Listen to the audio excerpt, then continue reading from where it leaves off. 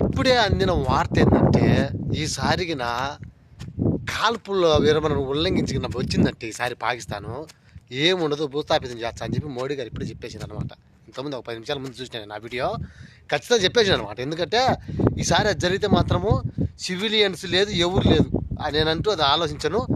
దాడి చేసినామా లేదా, వాళ్ళ ప్రైమ్ మినిస్టరు వాళ్ళ డిఫెన్స్ చీఫ్ ఇద్దరు వచ్చేసి ఓడిపోయినా 40 ఏరియాలు దెబ్బతిన్నా కానీ మనమే గెలిచినామని ప్రజల్లో వాళ్ళ మిలిటరీ మీద మంచితనం రావాలి, నమ్మకం రావాలని చెప్పి వీళ్ళు ఇలా చెప్పుకున్నారు. మేమే గెలిచినాము మనమే గెలిచినాము అని సెలబ్రేషన్ చేసుకున్నారు అనమాట.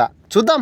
ఎందుకంటే వాళ్ళు ఇప్పటికే తిరగబడిన ఆట లేదు, పాట లేదు, చపాతీకి లేదు, బియ్యం లేదు, తినేదానికి నీళ్ళు లేవని ఇంక యాడలు తిరగమలుతారో అని చెప్పి ఈ విధంగా విజయాన్ని ప్రకటించుకొని సెలబ్రేషన్ చేసుకున్నారు అన్నమాట.